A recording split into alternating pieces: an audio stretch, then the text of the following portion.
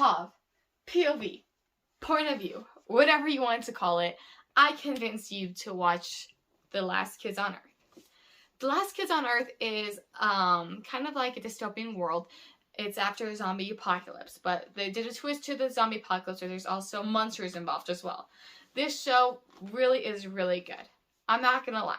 The first season, it took me a lot to get through it just because it was very much like a kids show. And not that I have anything against kids shows. If you know my channel and you know me, I love kids shows. Like, that's what I watch. Like Troll Hunters, Miraculous Ladybug, Star Wars Rebels, Star Wars The Forces of Evil. It goes on and on and on of how much kids shows I like.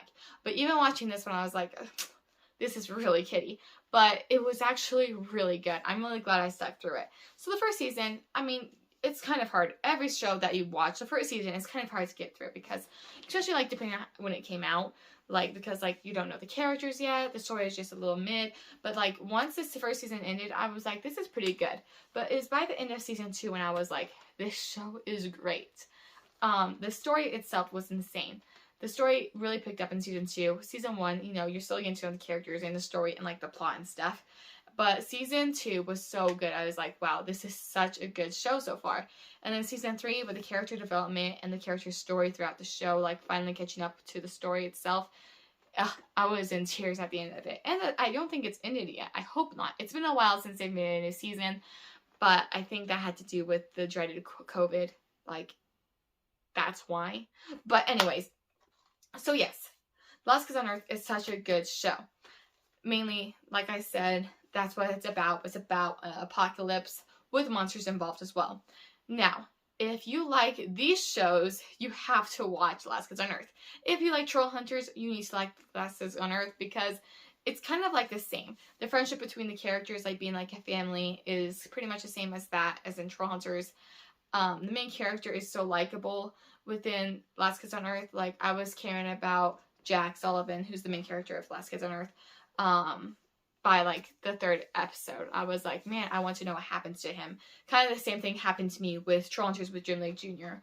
I was like very intrigued. I was like, whoa, I really want to know what happens to him. So like the character like grabbing attention is the same as it is in Troll Hunters, I would say. Another thing is like the creatures in Troll Hunters, which are trolls, you actually care for them too, and there's also like bad ones, and like you're skeptical about them, like are they bad guys or the traitors, like you don't know. I feel like The Last Kid on Earth also has that kind of feel as well, which I liked part of it as well. I liked like the monsters and the humans working together or not working together and that kind of thing. If you like Star vs. Forces of Evil, you should watch The Last Kids on Earth because I feel like they're very, very, very similar, not just with the monsters, but like with the monsters like combining with like our world, which was really cool to see within the show. It reminded me a lot of Star vs. Forces of Evil. Just like the whole, like, the world itself reminded me of it.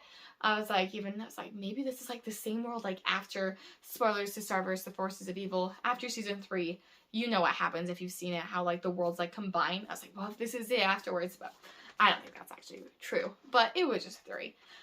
And then I guess if you like, what else is it like? I don't know. It's just really good. Like if you like the dystopian, like the zombies, it was really cool just the way they do it. And mystery. There's a lot of mystery in it too. Like even some of the mysteries aren't solved yet. That's why I need the next season. But I don't know. Oh, it also has like Mark Hamill in it. Like, what? Mark Hamill's in it. Like that's a reason to watch it in itself. But no, yeah, it's a really good show. It has a really good story. I love the art design. And like I said, at first I was like, this is really kiddie. And you're going to think it's really kiddie, like, within the first season. But after season 1, like, the story, when it starts developing, the characters start developing, it becomes really good. And I really liked it as a show. I definitely recommend it if you enjoyed the shows I said, or even if you're looking for a new show to watch and you haven't seen those shows I said, I definitely recommend you watch Last Kids on Earth. It's very funny, very enjoyable to watch, and yeah. It's also, I read the first book of Last Kids on Earth after I watched the show. I've never read a book that was more accurate to, like, the movie or the show. Like, it was so perfect. It was, like, exactly what happened in the book, and I'm a sucker for that. But, yeah, so, hopefully I convinced you to watch The Last Kids on Earth if you want to try watching it, and you end up watching it. throw them in the comments below. I'd love to hear what you guys think about it. If you have seen Last Kids on Earth, throw some reasons why to watch it in the comments below so we can get other people onto this fandom. I feel like we don't have a fandom name for The Last Kids on Earth.